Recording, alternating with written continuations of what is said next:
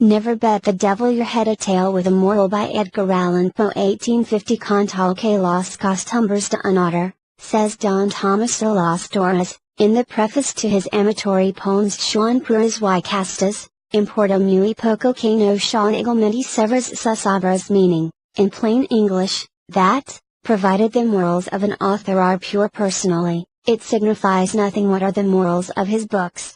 We presume that Don Thomas is now in purgatory for the assertion. It would be a clever thing, too, in the way of poetical justice, to keep him there until his amatory poems get out of print, or are laid definitely upon the shelf through lack of readers. Every fiction should have a moral, and, what is more to the purpose, the critics have discovered that every fiction has. Philip Melanchthon, some time ago, wrote a commentary upon the book Trachomomica, and proved that the poet's object was to excite a distaste for sedition. Pierre Lassaigne, going a step farther, shows that the intention was to recommend to young men temperance in eating and drinking. Just so, too, Jacobus Hugo has satisfied himself that, by Lees, Homer meant to insinuate John Calvin, by Antinous, Martin Luther, by the Lotophagi, Protestants in general, and, by the Harpies, the Dutch. Our more modern scholiasts are equally acute. These fellows demonstrate a hidden meaning in the antediluvians, a parable in Powhatan, new views in Cock Robin, and transcendentalism in Hop O' My Thumb. In short, it has been shown that no man can sit down to write without a very profound design. Thus to authors in general much trouble is spared. A novelist, for example, need have no care of his moral. It is there, that is to say, it is somewhere in the moral, and the critics can take care of themselves. When the proper time arrives, all that the gentleman intended, and all that he did not intend, will be brought to light, in the Dial, or the Downeaster, together with all that he ought to have intended, and the rest that he clearly meant to intend: so that it will all come very straight in the end. There is no just ground, therefore, for the charge brought against me by certain ignoramuses that I have never written a moral tale, or, in more precise words, a tale with a moral.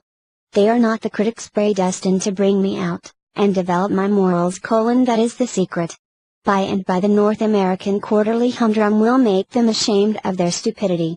In the meantime, by way of staying execution, by way of mitigating the accusations against me, I offer the sad history appended, a history about whose obvious moral there can be no question whatever, since he who runs may read it in the large capitals which form the title of the tale. I should have credit for this arrangement a far wiser one than that of La Fontaine and others, who reserve the impression to be conveyed until the last moment, and thus sneak it in at the fag end of their fables. Defunctium jurianae efficientur was a law of the 12 Tables, and amor tuus nil nisi bonum is an excellent injunction, even if the dead in question be nothing but dead small bear. It is not my design, therefore, to vituperate my deceased friend, Toby Dammit. He was a sad dog, it is true, and a dog's death it was that he died, but he himself was not to blame for his vices. They grew out of a personal defect in his mother. She did her best in the way of flogging him while an infant, for duties to her well-regulated mind were always pleasures, and babies, like tough steaks, or the modern Greek olive trees, are invariably the better for beating, but, poor woman! She had the misfortune to be left-handed, and a child flogged left-handedly had better be left unflogged. The world revolves from right to left. It will not do to whip a baby from left to right. If each blow in the proper direction drives an evil propensity out, it follows that every thump in an opposite one knocks its quota of wickedness in. I was often present at Toby's chastisements, and, even by the way in which he kicked, I could perceive that he was getting worse and worse every day. At last I saw, through the tears in my eyes, that there was no hope of the villain at all, and one day when he had been cuffed until he grew so black in the face that one might have mistaken him for a little African, and no effect had been produced beyond that of making him wriggle himself into a fit, I could stand it no longer, but went down upon my knees forthwith, and, uplifting my voice, made prophecy of his ruin. The fact is that his precocity in vice was awful. At 5 months of age he used to get into such passions that he was unable to articulate. At 6 months, I caught him gnawing a pack of cards. At 7 months he was in the constant habit of catching and kissing the female babies. At 8 months he peremptorily refused to put his signature to the temperance pledge. Thus he went on increasing in iniquity, month after month, until, at the close of the first year, he not only insisted upon wearing mustaches, but had contracted a propensity for cursing and swearing, and for backing his assertions by bets. Through this latter most ungentlemanly practice, the ruin which I had predicted to Toby Dammit overtook him at last. The fashion had grown with his growth and strengthened with his strength, so that, when he came to be a man, he could scarcely utter a sentence without interlarding it with a proposition to gamble. Not that he actually laid wagers, no. I will do my friend the justice to say that he would as soon have laid eggs. With him the thing was a mere formula, nothing more. His expressions on this head had no meaning attached to them whatever. They were simple if not altogether innocent expletives, imaginative phrases wherewith to round off a sentence. When he said "I'll bet you so and so," nobody ever thought of taking him up, but still I could not help thinking it my duty to put him down. The habit was an immoral one, and so I told him. It was a vulgar one, this I begged him to believe.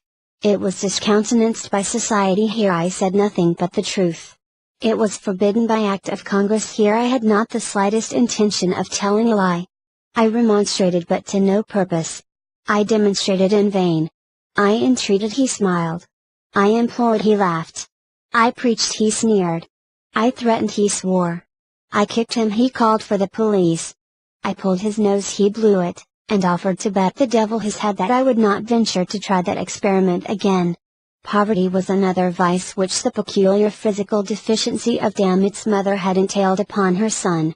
He was detestably poor, and this was the reason, no doubt, that his expletive expressions about betting seldom took a pecuniary turn. I will not be bound to say that I ever heard him make use of such a figure of speech as "I'll bet you $1." It was usually "I'll bet you what you please," or "I'll bet you what you dare," or "I'll bet you a trifle," or else, more significantly still, "I'll bet the devil my head." This latter form seemed to please him best, perhaps because it involved the least risk, for Dammit had become excessively parsimonious. Had anyone taken him up, his head was small, and thus his loss would have been small too. But these are my own reflections, and I am by no means sure that I am right in attributing them to him. At all events the phrase in question grew daily in favor, notwithstanding the gross impropriety of a man betting his brains like bank notes: but this was a point which my friend's perversity of disposition would not permit him to comprehend.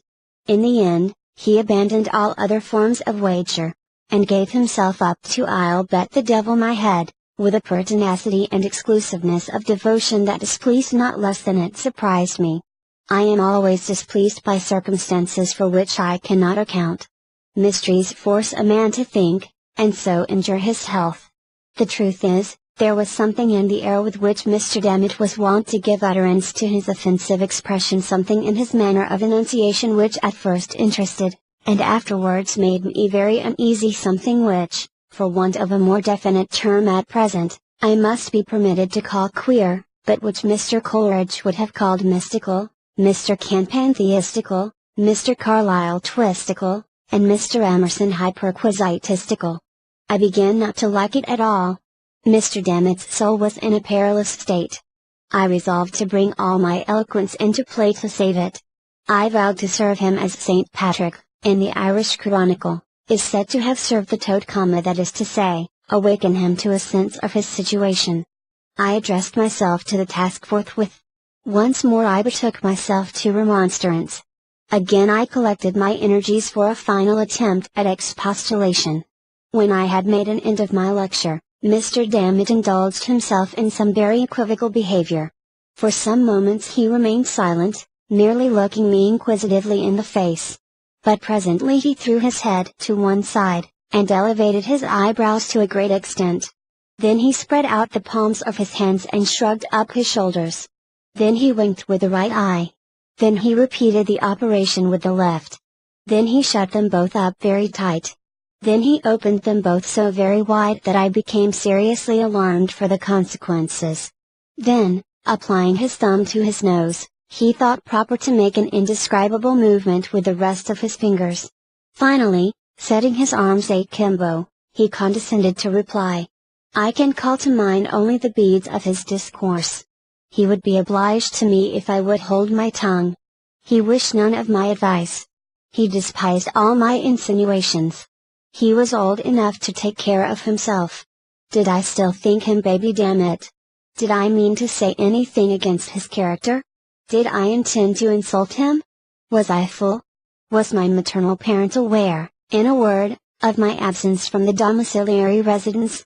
He would put this latter question to me as to a man of veracity, and he would bind himself to abide by my reply. Once more he would demand explicitly if my mother knew that I was out. My confusion, he said, betrayed me, and he would be willing to bet the devil his head that she did not. Mr. Dammit did not pause for my rejoinder. Turning upon his heel, he left my presence with undignified precipitation. It was well for him that he did so. My feelings had been wounded. Even my anger had been aroused. For once I would have taken him up upon his insulting wager. I would have won for the archenemy Mr. Dammit's little head, for the fact is, my mamma was very well aware of my merely temporary absence from home. But Kodashifamide heaven gives relief, as the Mussulmans say when you tread upon their toes. It was in pursuance of my duty that I had been insulted, and I bore the insult like a man. It now seemed to me, however, that I had done all that could be required of me, in the case of this miserable individual, and I resolved to trouble him no longer with my counsel, but to leave him to his conscience and himself. But although I forbore to intrude with my advice, I could not bring myself to give up his society altogether. I even went so far as to humor some of his less reprehensible propensities, and there were times when I found myself lauding his wicked jokes, as epicures do mustard, with tears in my eyes, so profoundly did it grieve me to hear his evil talk. One fine day, having strolled out together, arm in arm, our route led us in the direction of the river. There was a bridge, and we resolved to cross it. It was roofed over, by way of protection from the weather, and the archway, having but few windows, was thus very uncomfortably dark. As we entered the passage, the contrast between the external glare and the interior gloom struck heavily upon my spirits. Not so upon those of the unhappy Dammit, who offered to bet the devil his head that I was hipped. He seemed to be in an unusual good humor. He was excessively lively, so much so that I entertained I know not what of uneasy suspicion. It is not impossible that he was affected with the transcendentals. I am not well enough versed, however, in the diagnosis of this disease to speak with decision upon the point, and unhappily there were none of my friends of the dial present. I suggest the idea, nevertheless, because of a certain species of austere Mariandrism which seemed to beset my poor friend, and caused him to make quite a tomfool of himself. Nothing would serve him but wriggling and skipping about under and over everything that came in his way, now shouting out, and now lisping out, all manner of odd little and big words, yet preserving the gravest face in the world all the time. I really could not make up my mind whether to kick or to pity him. At length, having passed nearly across the bridge, we approached the termination of the footway, when our progress was impeded by a turnstile of some height. Through this I made my way quietly, pushing it around as usual.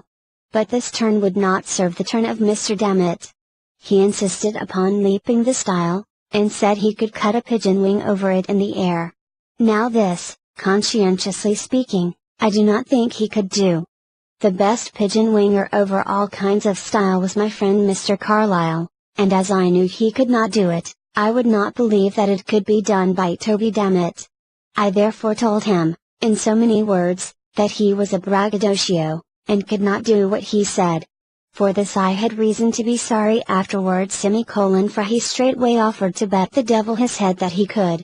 I was about to reply, notwithstanding my previous resolutions, with some remonstrance against his impiety, when I heard, close at my elbow, a slight cough, which sounded very much like the ejaculation ahem. I started, and looked about me in surprise.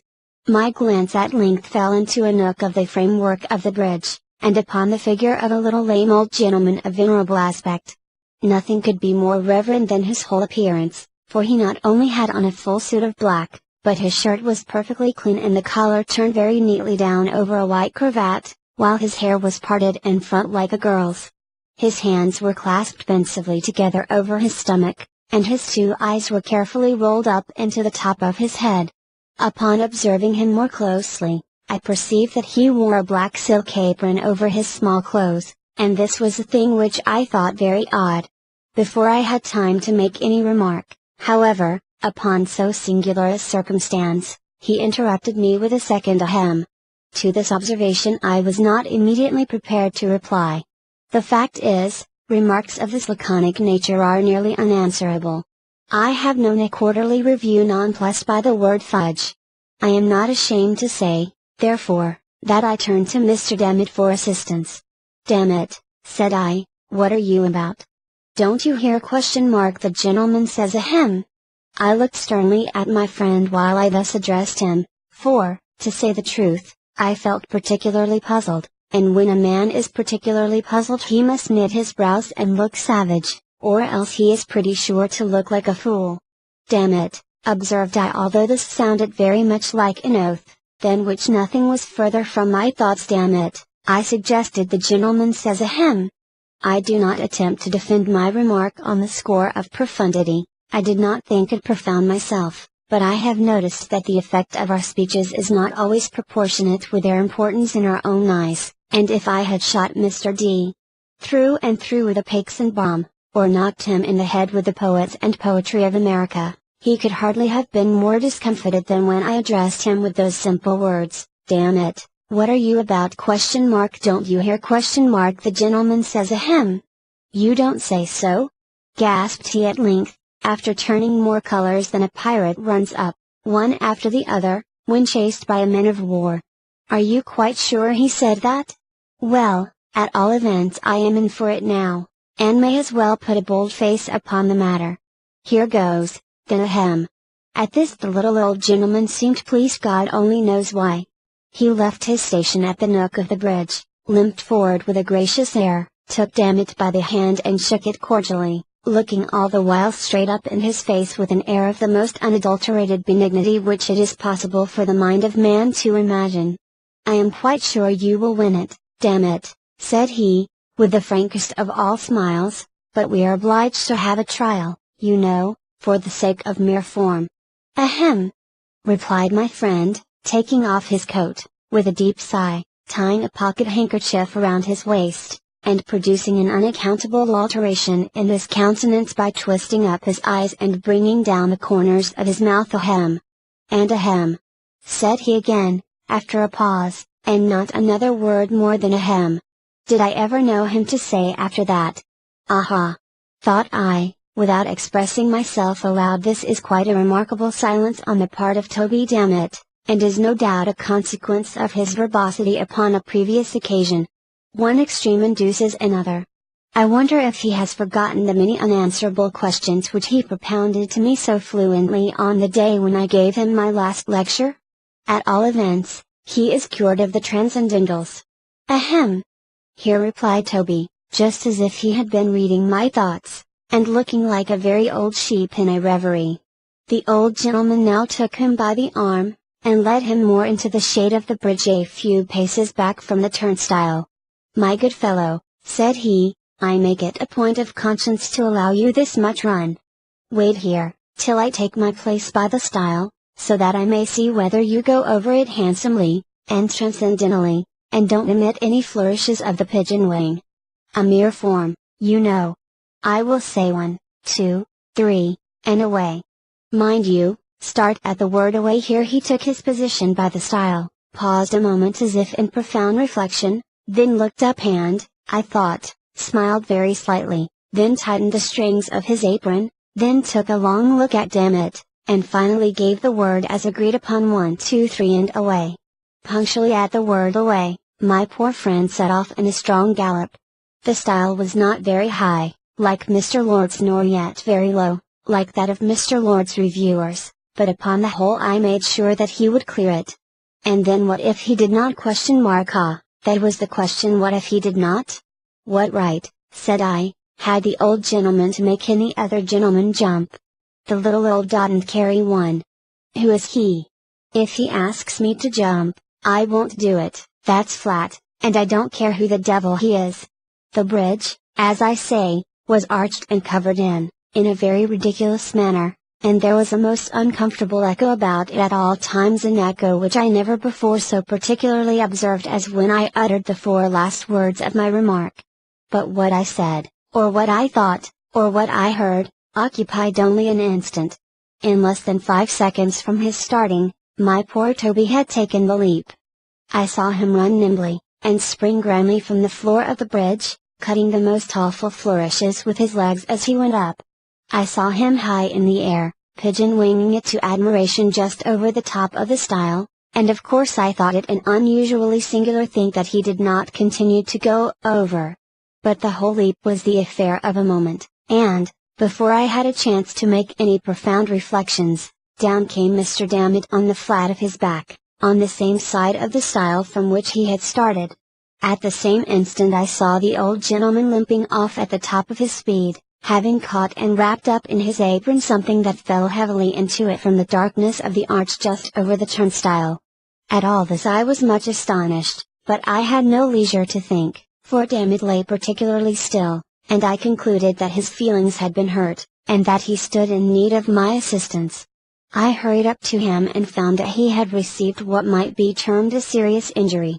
The truth is, he had been deprived of his head, which after a close search I could not find anywhere, so I determined to take him home and send for the homeopathists. In the meantime a thought struck me, and I threw open an adjacent window of the bridge, when the sad truth flashed upon me at once. About 5 feet just above the top of the turnstile, and crossing the arch of the footpath so as to constitute a brace, there extended a flat iron bar, lying with its breadth horizontally, and forming one of a series that served to strengthen the structure throughout its extent. With the edge of this brace it appeared evident that the neck of my unfortunate friend had come precisely in contact. He did not long survive his terrible loss. The homeopathists did not give him little enough physic, and what little they did give him he hesitated to take. So in the end he grew worse, and at length died, a lesson to all riotous livers. I bedewed his grave with my tears, worked a bar sinister on his family escutcheon, and, for the general expenses of his funeral, sent in my very moderate bill to the Transcendentalists. The scoundrels refused to pay it, so I had Mr. Dammit dug up at once, and sold him for dog's meat. The end.